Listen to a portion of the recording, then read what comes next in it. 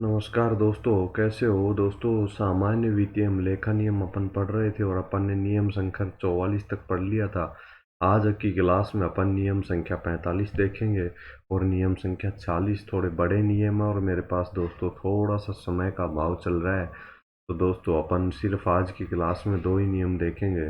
रसीद बुकों का प्रारूप के संबंध में जो पहला नियम है 45वां, मैं आपको समझा देता हूँ। उसके बाद आप स्क्रीनशॉट ले लेना और बाद में अपना नोट डाउन कर लेना आराम से। दोस्तों सबसे पहले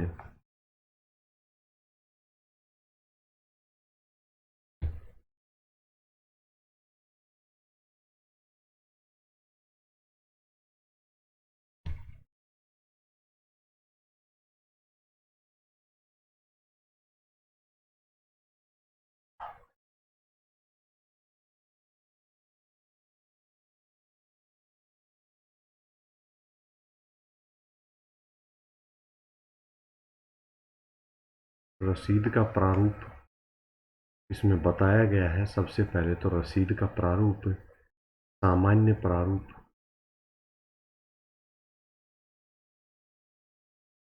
तो जी 55 में बता रखा है।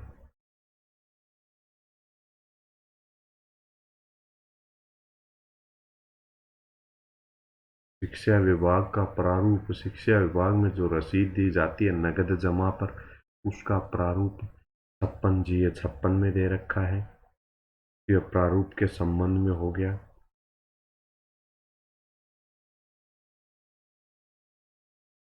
रसीद तैयार कहाँ होंगी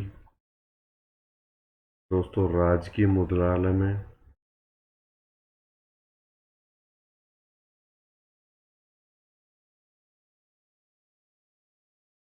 राजकीय मुद्रालय में रसीद तैयार की करवाई जाएंगी। अब प्रारूप, रसीद का प्रारूप कैसा होगा, निर्धारित होगा।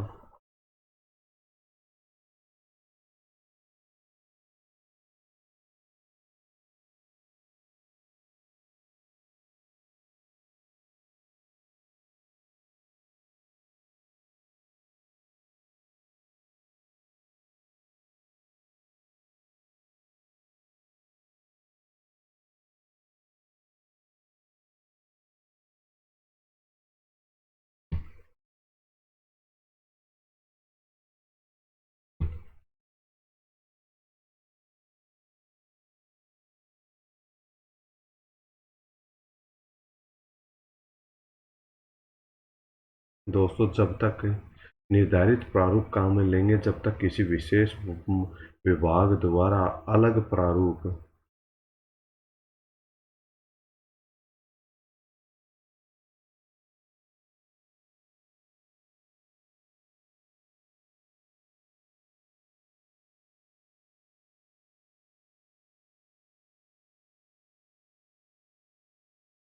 अन्य प्रारूप तैयार नहीं किया जाए, तब तक क्या करेंगे अपन, वही प्रारूप काम में लेंगे।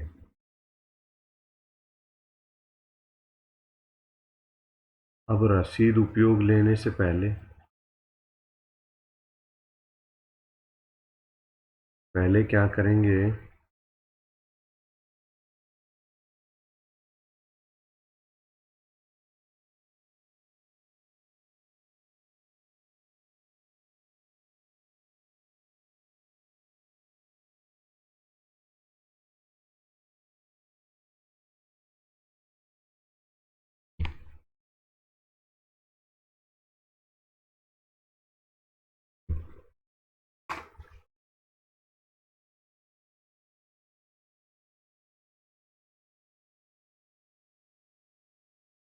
पृष्ठों की संख्या गिनेंगे। रसीद बुक में कितने पृष्ठ हुए और उसके प्रथम पृष्ठ पर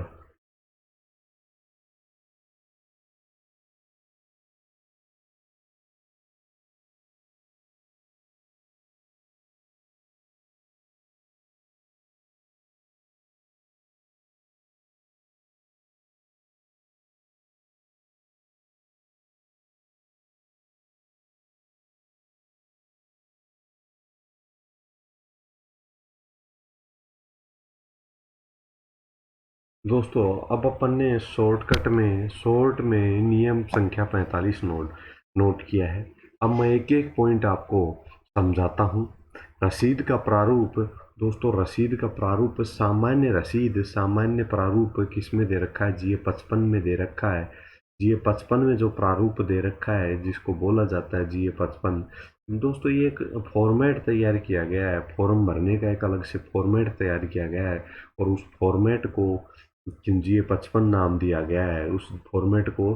तो सामान्य प्रारूप है जो सभी विभाग यूज करेंगे जब तक कि अन्य कोई विभाग का अलग से प्रारूप नहीं हो। लेकिन शिक्षा विभाग के लिए अलग से रसीद का प्रारूप निर्धारित कर रखा है, वो है जीए 56 में दे रखा है। रसीद तैयार कहाँ किए जाएंगी? राजकीय मुद्रालय में तैयार की जाएंगी, यानी कि गवर्नमेंट की प्रिंटिंग प्रेस में ही रसीद छपवाई जाएंगी। भुगतान जब कोई पैसे भुगतान करता है सरकार को, तो उसके बदले में एक रसीद जारी की जाती है और उसका मुद्रांकन राजकीय मुद्रालय में किया जाएगा। प्रारूप क्या होगा रसीद का? तो निर्धारित प्रारूप काम में लिया जाएगा। जो जीए 55 में प्रारूप बताया गया है वही प्रारूप काम में लेंगे जब तक कि किसी विशेष विभाग द्वारा अलग से प्रारूप तैयार नहीं किया गया हो। तो दोस्तों जीए 55 वाला प्रारूप ही काम लेंगे, यानी कि निर्धारित प्रारूप काम में लेंगे। लेकिन जब जब तक कि कोई अलग से प्रारूप तैयार नहीं किया गया है, शिक्षा विभाग के लिए अलग से प्रारूप तैयार किया गया है, तो निर्धारित प्रारूप काम में न लेकर शिक्षा विभाग के लिए जो प्रारूप तैयार किया गया है वो काम में लेंगे। अब आगे अपन ने इसके आगे लिखा था रसीद का उपयोग करने से पहले क्या करेंगे? पृष्ठों की संख्या गिनेंगे।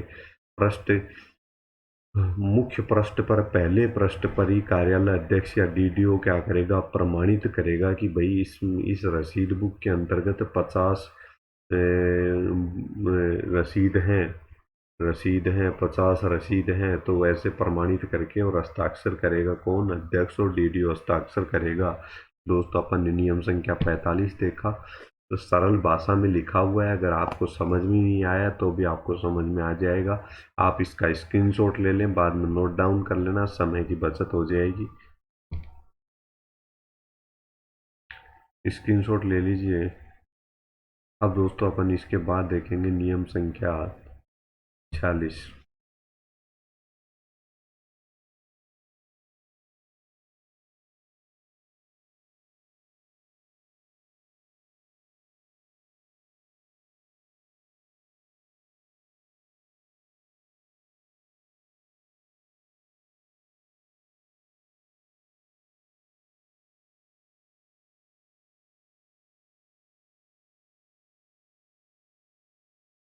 दोस्तों हस्ताक्षर के संबंध में है।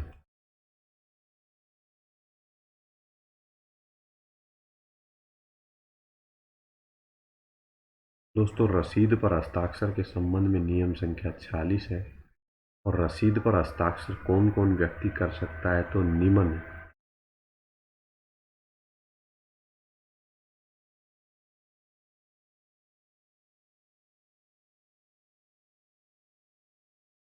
दोस्तों रसीद पर जब कोई व्यक्ति अपने को रसीद देता है, जब अपन को कहीं भी पैसा जमा कराते के आते हैं, किसी प्राइवेट विद्यालय के अंदर अपन फीस जमा करा के आते हैं, किसी ऑफिस के अंतर्गत अपन राशि जमा करा के आते हैं, तो बैंक बैंक में अपन राशि जमा करा के आते हैं, तो दोस्तों अपने को एक रसीद प्राप्त होती है और उस पर किसके हस्ताक्षर होते हैं? तो किसी न किसी व्यक्ति के जो जिसको हस्ताक्षर करने के लिए प्राधिकृत किया गया है उसके उस पर हस्ताक्षर होते हैं। तो रसीद पर हस्ताक्षर निम्न व्यक्ति करेंगे। कौन कौन व्यक्ति करेंगे अपन एक एक पॉइंट करके इनको नोट कर लेंगे। कार्यालय अध्यक्ष,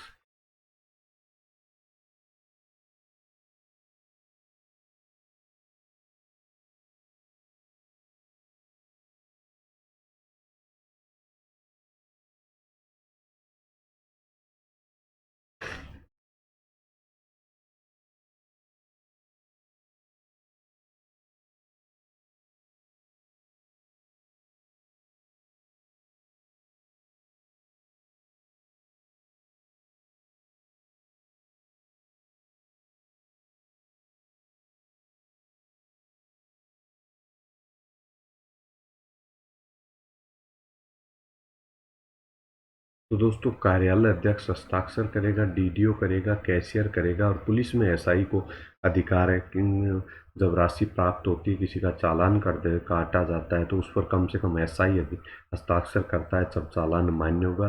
एसआई के स्तर को हस्ताक्षर करने पर ही मान्य होता है। वन नाकेदार, वन विभाग में वन नाकेदार को हस्ताक्षर रसीद पर करने का अधिकार दिया गया है। विक्रय कर निरीक्षक को विक्रय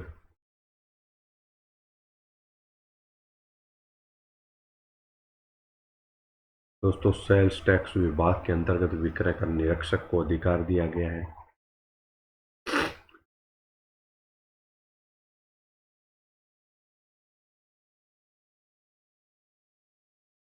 दोस्तों नायब तहसीलदार को रसीद पर हस्ताक्षर करने का अधिकार दिया गया है प्रशासनिक विभाग में।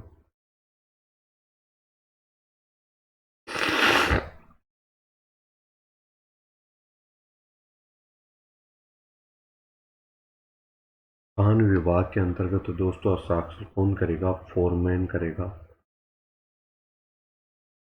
खान विभाग में फोरमैन को हस्ताक्षर करने का अधिकार दिया गया है।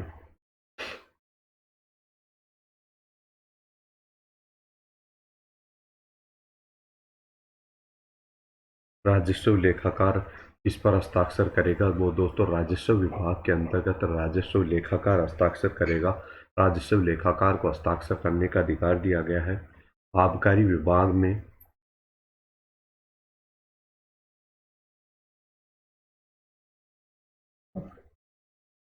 दोस्तों आबकारी विभाग में हस्ताक्षर कौन करेगा? आबकारी अधिकारी।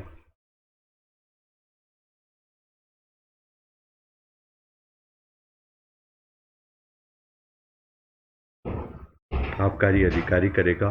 और 11वां पॉइंट लिखेंगे न्यायालय में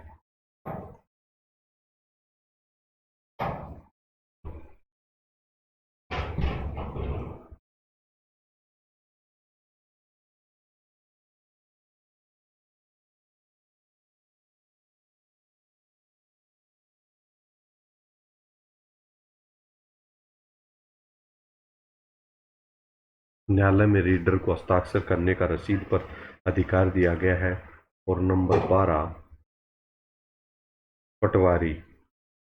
पटवारी को भी रसीद पर हस्ताक्षर करने का अधिकार दिया गया है। और अपना लास्ट पॉइंट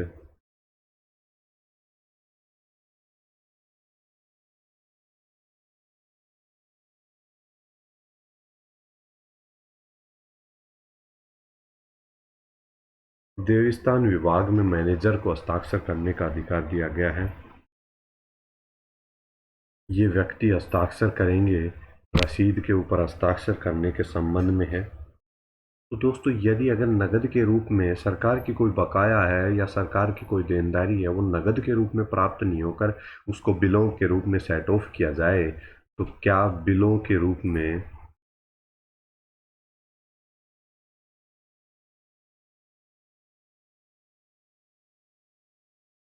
यानी कि दोस्तों बिलों के रूप में भुगतान का अर्थ क्या हुआ? बिलों के रूप में भुगतान का अर्थ होगा कि जब कोई व्यक्ति किसी व्यक्ति से गवर्नमेंट को राशि लेनी है और उस व्यक्ति को ही राज्य सरकार के द्वारा भुगतान करना है किसी मामले में, तो उसके जो भुगतान से संबंधित बिल हैं उनमें से ही जो उसको राशि गवर्नमेंट को देनी है उसको काट करके भुगतान किया जाता है।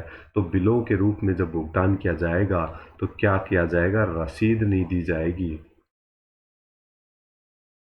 रसीद नहीं दी जाएगी।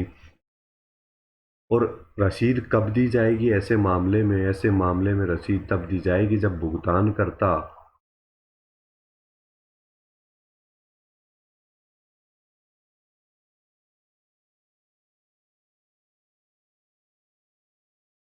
जब भुगतानकर्ता रसीद मांगेगा तभी रसीद दी जाएगी। और रसीद पर बिल का वर्णन होगा, संबंधित बिल का वर्णन होगा।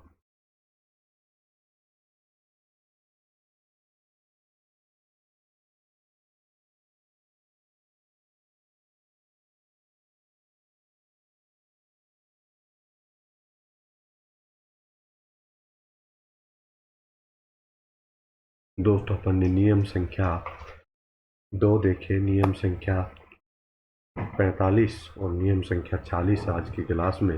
अब दोस्तों एक बार समझिएगा नियम संख्या 40 को आराम से। तो दोस्तों रसीद पर हस्ताक्षर कौन करेगा, इस संबंध में अपन ने देखा। दोस्तों जो ये मैंने लिस्ट बताई है ये नियम संख्या 40 में इन सब के नाम दिए हुए हैं। लेकिन दोस्तों ये आवश्यक नहीं है कि किसी विभाग में कैशियर को अधिकार दे रखा है तो किसी विभाग में, पुलिस विभाग में रसीदों पर भुगतान प्राप्त करने वाली रसीदों पर हस्ताक्षर करने का अधिकार है, एसआई को दे रखा है। वन विभाग में वन नाकेदार को रसीद पर हस्ताक्षर करने का अधिकार दे रखा है। विक्रय कर विभाग में सेल्स टैक्स में सेल्स टैक्स निरीक्षक को अधिकार दे रखा है। और प्रशासनिक विभाग में नायब तहसीलदार, कोई भी जुर्माना होता है, कोई भी राजस्व प्राप्त होता है तो उस पर नायब तहसीलदार को हस्ताक्षर का अधिकार है। दोस्तों कोषागार के अंतर्गत डीडीओ का अधिकार है। डीडीओ का मतलब अपन ने पहले पढ़ा था, हरण वितरण अधिकारी, डिपॉजिटेड ड्राइंग ऑफिसर और कार्यालय अध्यक्ष को भी अधिकार दे रखा है। खान विभाग में फोरमैन क्या पर्ची काटता है, अगर खान विभाग में के नियमों का कोई उल्लंघन करता है, लकड़ी काट के लाता है तो उसकी कौन पर्ची काटता है, फोरमैन काटता है। और फोरमैन ही क्या करेगा, रसीद पर हस्ताक्षर करेगा। राजस्व विभाग में राजस्व लेखाकार हस्ताक्षर करेगा। आबकारी विभाग में आबकारी अधिकारी हस्ताक्षर करेगा। और दोस्तों न्यायालय में जब कोई, आपने कभी सुना होगा पुलिस वालों ने न्यायालय का चालान भर दिया, तो ऐसे मामले में जब न्यायालय का चालान भरा जाता है तो रीडर के द्वारा कोर्ट के अंदर सुनवाई होती है और उसके बाद चालान भरा जाता है और वहीं से गाड़ी की जमानत होती है। तो रीडर न्यायालय के संबंध में, जुर्माने की राशि के संबंध में हस्ताक्षर कौन करेगा, रसीद पर हस्ताक्षर कौन करेगा, रीडर। पटवारी, दोस्तों ग्राम पंचायत में पटवारी को किसी भी जुर्माने या राजस्व वसूली के मामले में हस्ताक्षर करने का अधिकार है। और देवस्थान विभाग में मैनेजर हस्ताक्षर करेगा। दोस्तों ये सभी जो पॉइंट्स दे रखे हैं सभी डिपार्टमेंट पे लागू नहीं होते, ये प्रत्येक पॉइंट किसी न किसी डिपार्टमेंट के लिए अलग से दिया गया है। जैसे खान विभाग में फोरमैन को अधिकार दिया गया है, पुलिस विभाग में एसआई को रसीद पर। तो एक ये लिस्ट दी गई है, आपको सिर्फ नियम संख्या 40 में इतना याद रखना है कि नियम संख्या 40 है किससे संबंधित, रसीद पर हस्ताक्षर करने से संबंधित है। और कौन कौन व्यक्ति किस कौन सी रसीद पर हस्ताक्षर करेंगे, ऐसा आप याद कर लेना। और अब अपन एक पॉइंट और देख लेते हैं छोटा सा। अपन, मैंने अभी आपको समझाया था कि बिलों पर हस्ताक्षर करने के संबंध में। तो दोस्तों बिलों पर हस्ताक्षर, जैसे बिलों के माध्यम से भुगतान प्राप्त हो रहा है, जैसे मैंने आपको बताया था किसी व्यक्ति से राज्य सरकार को, किसी व्यक्ति को बहुत सारा भुगतान करना है लेकिन कुछ राशि उससे प्राप्त करनी है तो उसको नगद में जो राशि भुगतान करना है, और जो राशि प्राप्त करनी है नगद में, तो उस जो नगद में राशि प्राप्त करनी है उसको भुगतान में से, बिलों में से काट के भुगतान कर दिया जाता है। तो ऐसे मामले में रसीद नहीं दी जाती है। अगर संबंधित व्यक्ति मांगेगा तो रसीद दे दी जाएगी और रसीद में उस बिल नंबर का, कि भाई इस बिल के भुगतान में इसका राशि का सेट ऑफ हुआ है, नगद प्राप्त नहीं हुई है, तो इस संबंध में वर्णन करेगा। अब आप दोस्तों दोनों नियमों का स्क्रीनशॉट ले लें। आज की क्लास में इतना ही, अपन अब नेक्स्ट क्लास में देखेंगे। दोस्तों आपके लिए बहुत कुछ लेके आएंगे जूनियर अकाउंटेंट के सिलेबस के अकॉर्डिंग। जैसे ही अपना सामान्य वित्तीय अभिलेखा नियम कंप्लीट होगा उसके बाद अपन आपके लिए बहुत कुछ लेके आएंगे। बहुत सारे क्वेश्चनों की सीरीज लेके आएंगे, मैराथन क्लास भी एग्जाम से पहले लेके आएंगे। और दोस्तों मैं धीरे धीरे करा के कोशिश करूंगा कि जूनियर अकाउंटेंट के सिलेबस के अकॉर्डिंग आपका जितना मैं करा पाऊंगा उतना कराने का प्रयास करूंगा। सामान्य वित्तीय लेखा नियम अपन जूनियर अकाउंटेंट के एग्जाम डिक्लेयर होने से कंप्लीट कर लेंगे। दोस्तों आज की क्लास का आप स्क्रीनशॉट ले लीजिए, शेयर कीजिए, दोस्तों सब्सक्राइब कर लीजिए ताकि आपको राजस्थान की किसी भी कंपटीशन की तैयारी में कुछ मदद मिल सके। सामान्य वित्तीय लेखा नियम से संबंधित इन नियमों का आप दोस्तों आप स्क्रीनशॉट ले लीजिए। नियम संख्या 45 का आप स्क्रीनशॉट ले लीजिए, नियम संख्या 40 का भी आप स्क्रीनशॉट ले लीजिए।